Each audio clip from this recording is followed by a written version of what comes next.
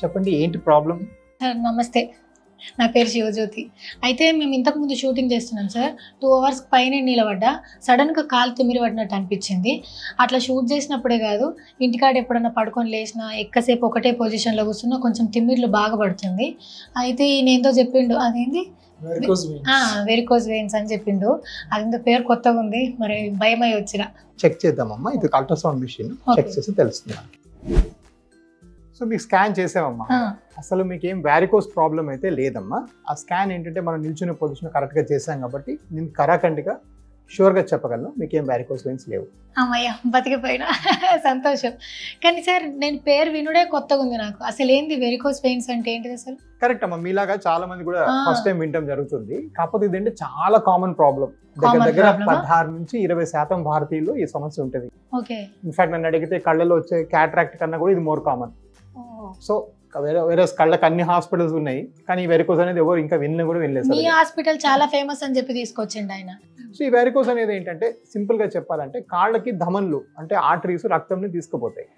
వెనక్కి వచ్చేవి సిరలు అనమాట.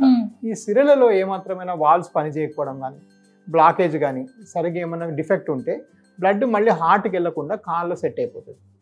సో బ్లడ్ పైకి వెళ్ళకుండా కాళ్ళు సెట్ అయిపోయి అట్లా ఉండిపోవడం వల్ల కొన్నిసార్లు మీరు చెప్పినట్టుగా ఇట్లా తిమ్ములు వచ్చుడు, కాలు వాచుడు, కాలంతా నల్లగవుడు, ఇట్లా సిమ్టమ్స్ ఉంటాయి. నిజమే, అదృష్టవశాత్తు మీకైతే అవేం లేవు.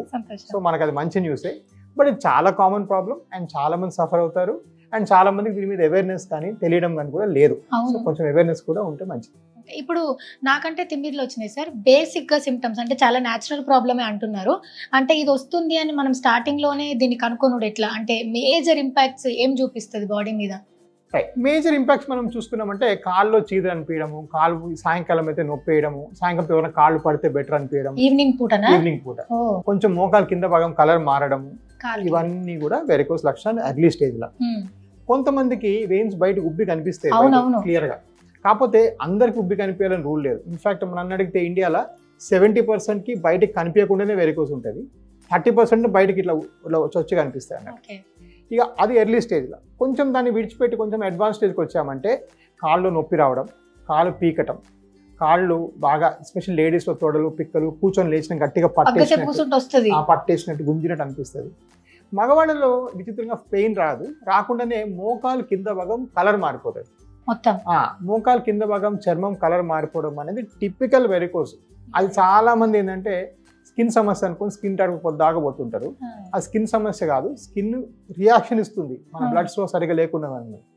ఇక దాని తర్వాత చిన్న దెబ్బ తగిలితే మానకపోవడం, కాళ్ళు బాగా దురదలు చీదరగా అనిపించడము, లేకపోతే కాళ్ళు చిన్న గోకితే సడన్ గా బ్లడ్ బ్లీడింగ్ అవడం, పెద్దగా బ్లీడింగ్ అవడం, అండ్ లాస్ట్ స్టేజ్ లో పుండ్లు పడిపోతాయి. పుండ్లు పడడం చాలా కామన్. ఇప్పుడు మీరు నాకు చెప్తే నాకు విజువల్స్ యాదకి వస్తున్నాయి. ఊర్లో మా తాతలందరూ వ్యవసాయం చేస్తారు కదా, వాళ్ళందరూ సాయంత్రం కాగానే ఇట్లా కాలు చెప్పుకొని కూర్చుంటారు. అందులో ఒకరిద్దరు ముసలోళ్ళ కన్నా ఆ నరాలు ఇట్లా బయటకు వచ్చి ఒక కాలు లావు ఇంకొక కాలు సన్నం ఉంటుంది. ఇంకా అలా కాలుతో నడవలేరు, ఇంకా ఏజ్ అయిపోయింది కదా అని చెప్పేస్తారు. సో ఇప్పుడు ఇది కూడా ఆ ప్రాబ్లమే అయితే 100%. ఇన్ఫాక్ట్ నన్ను అడిగితే ఇది one of the most common under recognised problems.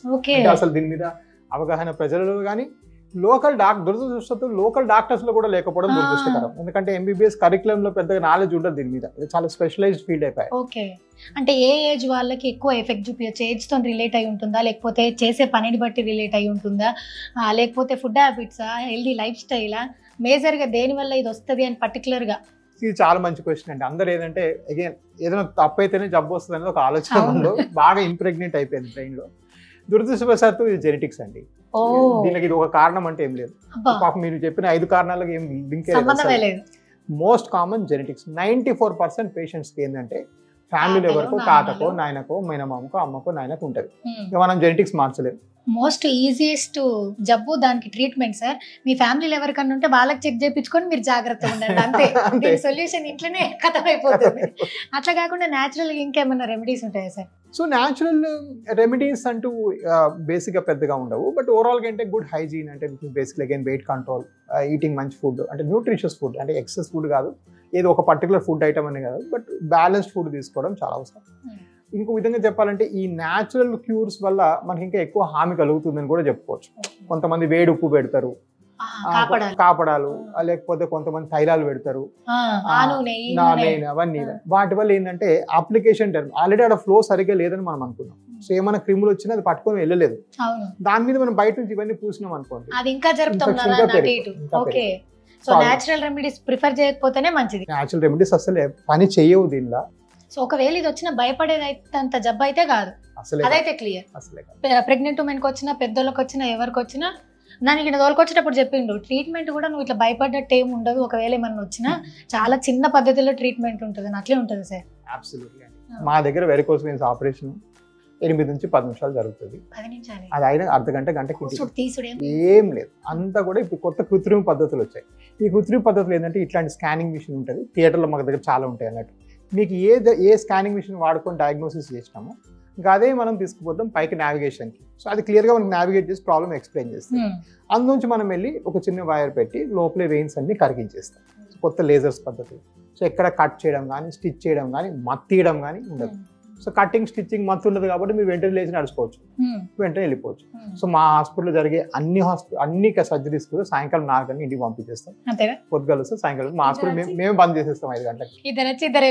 అంతే, ఇద్దరు వచ్చి ఇద్దరు వెళ్ళిపోవచ్చు హ్యాపీగా. అసలు మా దగ్గర ఎటువంటి స్టే ఉండదు. అండ్ మా సిస్టమ్ కూడా అట్లే బిల్డ్ చేస్తాం. ఇదేదో మంచిగా ఉంది సార్.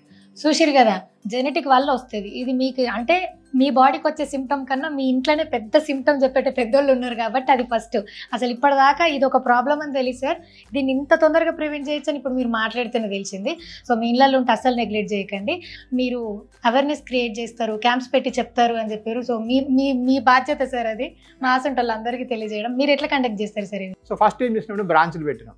ఆంధ్రప్రదేశ్ మొత్తం బ్రాంచ్లు ఉన్నాయి మన దగ్గర. వైజాగ్, విజయవాడ, తిరుపతి, కడప, కర్నూలు అన్ని దగ్గర మా దగ్గర బ్రాంచెస్ పెట్టినాం. సో మీరు ఎక్కడ అనుకున్నా కూడా 100 కిలోమీటర్ల లోపల మా బ్రాంచ్ రీచ్ అవ్వగలుగుతారు అన్ని దగ్గర. సెకండ్ పాయింట్ ఏంటంటే ఈ స్కానింగ్ అనే దానికి ఒక 1000 రూపాయలు 1500 ఖర్చు అవుతుంది. సో మా సంస్థలో అయ్యే ప్రతి స్కాన్ ఫ్రీ. ఇప్పుడు మీకు చేసింది అన్ని కూడా మేము ఎక్కడ ఛార్జ్ చేయం. We're all our scans are free. So మేము ఏంటంటే as a part of initial మీరు కన్సల్టేషన్ ఫీ ఏదో కడతారో దానిలోనే మేము స్కానింగ్ అందరికీ చేసేస్తాం నిల్చుకున్న పొజిషన్. రూరల్ క్యాంప్స్ పెడతాం. ప్రతి నెల 5-6 క్యాంపులు జరుగుతాయి మాకు ఎక్కడ. ఆ క్యాంపులు అయితే అంతా ఫ్రీ. మొత్తం డయాగ్నోసిస్ విలేజ్ లోకి వెళ్తారు కాబట్టి విలేజ్ లో డిస్ట్రిక్ట్ హెడ్ క్వార్టర్స్ గవర్నమెంట్లో పోయి చేస్తారు కాబట్టి మాకు అవన్నీ కూడా ఫ్రీగా జరిగిపోతాయి. సో అవన్నీ కూడా మేము దాని మీద చాలా ఫోకస్ ఎక్కువగా చేస్తాం. సార్ నేను ఇప్పుడు కింద వచ్చేటప్పుడు చూసిన ఒక పోస్టర్ మొత్తంలో కాలు మొత్తం ఇట్లా ఎర్రగా అయిపోయి చాలా ఉబ్బిపోయి ఉంది. సో ఆ స్టేజ్ ఏంటిది అన్నట్టు? సో కాలు అట్లా ఉబ్బిపోవడం అనేది ఒక వాస్కులర్ ఎమర్జెన్సీ. సో ఏమవుతుందంటే కొంతమందిలో ఈ వెరికోస్ వెయిన్స్ వల్ల అయితేనేమి, లేకపోతే సరిగ్గా బ్లడ్ ఫ్లో అవ్వకపోవడం వల్ల అయితేనేమి, కొన్నిసార్లు డీహైడ్రేషన్ వల్ల, మరే ఇతర కారణాలు, కొన్నిసార్లు కొంతమంది బ్లడ్ థిక్గా ఉంటుంది ఆ కారణం వల్ల కానీ లోపల మెయిన్ బ్లడ్ వెసెల్స్ క్లాట్ అయిపోతాయి కొంతమందిలో. ఆ మెయిన్ బ్లడ్ వెసెల్స్ క్లాట్ అయిపోయేదాన్ని డివిటి అంటాం. Deep vein thrombosis. సో ఇలా డివిటి ఏర్పడితే ఏం చేయాలంటే మనము దాన్ని ఓపెన్ చేసేస్తే ఫస్ట్ 6 వీక్ లోపల దానికి దొరికితే లోపల కెథెటర్ పంపించేస్తే ఆ క్లాట్ని తీసేయడం చేస్తాం. ఇప్పుడు కొత్త పద్ధతిలో ఈ డీప్ వెయిన్ థ్రాంబోసిస్కి ఏంటంటే లైసిస్ చేసి క్లాట్ తీసేస్తే వెంటనే కాలు నార్మల్ అయిపోతుంది. 2 డేస్ ఆ 2 కాళ్ళని తగ్గిపోయి ఆ రెడ్నెస్ అనేది 2-3 డేస్ తగ్గిపోతుంది. అంటే ఈ ప్రాబ్లమ్కి ఈ స్టేజ్ అయితే ఇంకా అసలు మనం క్యూర్ చేయలేము, ఇది ఫైనల్ స్టేజ్ అని అట్లా ఏమన్నా ఉంటుంది సార్? ఎస్. అంటే అది ఎప్పుడు నెగ్లెక్ట్ చేయడం వల్ల వస్తుందా? కరెక్ట్. చాలా నెగ్లెక్ట్ చేసి, చాలా దిశ చేసి, చాలా లేట్ చేస్తే మనం యాక్చువల్గా మన లోకల్ భాషలో దాన్ని గ్యాంగ్రీన్ అంటాం. అది గ్యాంగ్రీన్కి దారి తీస్తుంది. గ్యాంగ్రీన్ అంటే ఏంటంటే సింపుల్గా చెప్పాలంటే ఆ కాళ్ళు లోపల మనం కాళ్ళు ఉండేవి ఏంటి అవయవాలు, ఎముకలు, వేళ్ళు, వాటికెళ్ళే కండరాలు. సో ఏ కారణంగా రక్త సరఫరా లేక ఆ కండరాలు చనిపోవడం స్టార్ట్ అయితే ఆ బాడీలో అవి కుళ్ళిపోయి మన బాడీ అంతా స్ప్రెడ్ అయ్యే అవకాశం ఉంటుంది. అలా అయితే బాడీకి ముప్పు అవుతుంది, మనిషి పోయే అవకాశం ఉంటుంది. అలాంటప్పుడు ఆ గ్యాంగ్రీన్ పార్ట్నే తీసేస్తాం, ఆ కాళ్ళని తొలగిస్తాం, దాన్ని యాంపిటేషన్ అంటాము. మీరెందుకు ఈ సబ్జెక్ట్ మీదనే చదువుకున్నారు? అండ్ అందులో ఇట్లా చదువుకోవడం వేరు, ఒక దగ్గర పనిచేయడం వేరు, ఇట్లా ఇన్ని బ్రాంచులు పెట్టి ఇంత సర్వీస్ చేసుడు, ఇంత స్పెషల్ ఇంట్రెస్ట్ ఎట్లా సార్? ఇది డెఫినెట్గా అంటే కొంతవరకు మా చదువులో అన్ని రకాల వాస్కులర్ సమస్యలు ట్రీట్మెంట్ మేము నేర్చుకున్నాం. అమెరికాలో నేను చదువుకున్నాను. సో నా డిగ్రీ, పోస్ట్ గ్రాడ్యుయేషన్ అంతా అమెరికాలో జరిగింది. సో భారతదేశం వచ్చేద్దామని కూడా అనుకున్నాం. అక్కడ దాకైతే అది పర్సనల్ డెసిషన్. ఇంకా ఫ్యామిలీ ఇక్కడ ఉన్నారు, పెద్దవాళ్ళు ఇక్కడే ఉన్నారు. 13 లక్షల మందికి ఈరోజు కాళ్ళ పుండు ఉంది భారతదేశంలో. ఇప్పుడు వాళ్ళు ఉద్యోగం పోతలేరు. So it's a life problem. డెఫినెట్గా వాళ్ళ లెవెల్కి, వాళ్ళ స్థాయికి రోజు లేబర్ పని ఉద్యోగం చేసుకోకపోతే వాళ్ళకి ఎవరు ఆహారం ఒక రోజుకి కదా సార్, ఫ్యామిలీ అంతా డిపెండ్ అవుతుంది, చదువులు అంటే ఇది ఇట్లా పర్టికులర్ ఏజ్కి వస్తుందని లేదు కాబట్టి ఇంకా ఎంత అలర్ట్గా ఉండాలి, చాలా అలర్ట్గా ఉండాలి. సో ఆ అలర్ట్నెస్ అలా చేసి వెళ్ళాక ఇంకా ప్రజాదరణ పెరిగిపోయింది, ఇప్పుడు అందరూ వస్తున్నారు. సో మనం వస్తున్న కొద్దీ వాళ్ళు వచ్చి, ఇప్పుడు నాకు ఈ బ్రాంచ్లో నేను పెట్టినవి కాదు, ఆ ఊర్లో పెద్ద మనిషి వచ్చి ఇదేంటి సార్ మాకు 20 మంది మా చుట్టాలు చేశారు, నా ఊర్లో నేను ఇంతమంది నాకు 1000 మంది ఉంటారు, వాళ్ళు పెట్టించిన బ్రాంచ్లు. ఖమ్మం బ్రాంచ్ నా పేషెంట్ హాస్పిటల్, ఆ దుకాణం అంతా ఆయన ఏరియా అంతా ఆయనదే. ఆయన వచ్చి నాకు కూర్చొని మీరు వస్తారా రారా అంటాడు కొద్ది కదా. వైజాగ్ అంతే, వాళ్ళ మదర్ నేను ట్రీట్ చేశాను. సో వీళ్ళన్నీ ఏంటంటే ప్రజాదరణ, వాళ్ళు అడుగుతున్నారు, వాళ్ళ నీడ్ ఉంది, వాళ్ళు మీకు దాని మీద అవేర్నెస్ ఇవ్వాలి, ట్రీట్మెంట్ ఈజీ చేయాలని మీకు ఇంటెన్షన్, వాళ్ళ సోషల్ కాజ్, ఇక్కడ కొంచెం సోషల్ యాంగిల్ ఉంది, వాళ్ళు దాన్ని ఇన్వాల్వ్ అవుతున్నారు. ఇంతకన్నా మించింది ఏముంది లైఫ్ లో. ఇది ఒకసారి ఆపరేషన్ చేసిన తర్వాత తగ్గిపోతుందా, తగ్గిన తర్వాత మళ్ళీ వచ్చే ఛాన్స్ ఉంటుందా? సో గట్టిగా మాట్లాడాలంటే ఏ సర్జరీ ప్రపంచంలో పుట్టిన ఏ ఆపరేషన్ కూడా చేసిన తర్వాత 100% సక్సెస్ ఉండదమ్మా. ఓకే, ఏదో 98, 99, 97 అట్లుంటాయి. సో అట్లనే ఈ వెరికోస్ వెయిన్స్ కూడా 90% మంది పూర్తిగా తగ్గిపోతుంది. ఒక్కొక్కరిద్దరిలో మళ్ళీ వెనక్కి వస్తుంది. నా దగ్గర వచ్చే బ్యాచ్ అందరికి ఎవరికైనా వెనక్కి వచ్చిందని నేను ఫ్రీగానే చేసేస్తాను. ఆ 2% కూడా ఎవరు ఉండరు. ఇక అమ్మా సుశీర్రా, మీరు ఇక్కడికి వస్తే మీకు అడ్మిట్ అయ్యేటప్పుడు కట్టిన బిల్లులోనే అన్ని టెస్టులు చేసి ఆపరేషన్ చేసుడే కాక 90% రాదు.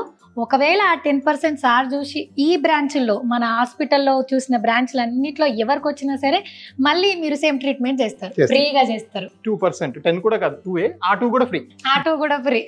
సార్ ఇప్పుడు నాకేం ప్రాబ్లం లేదు దేవుడి దయ వల్ల, సో సంతోషం. కాకపోతే చూసే వాళ్ళందరికీ కూడా ఆ కాలట్లో ఉబ్బిపోగానే, ఆ నరాలు అట్లా ఉబ్బిపోగానే మాకు మొత్తం ఇట్లా కోసి తీసేసి ఆపరేషన్ చేస్తారని నాలాగా అపోహనే ఉంటుంది. విత్ యువర్ పర్మిషన్ కొంచెం మమ్మల్ని చూడనిస్తే నేను చూసి మా వాళ్ళకి చూపిస్తా. చిన్నగా ఆపరేషన్ అయిపోతుంది, చిన్న ఇంజెక్షన్ ఇచ్చుకున్నంత ఈజీగా అయిపోతుంది అని మీరు చెప్పారు కదా. మనం ఆ నమ్మకంని కలిగియాలంటే కొంచెం పెద్ద మనసు చేసుకొని చూపిరి. మీరు అలో చేయరని మాకు తెలుసు, బట్ స్పెషల్ రిక్వెస్ట్ చూపిస్తారా? రండి సార్, పద.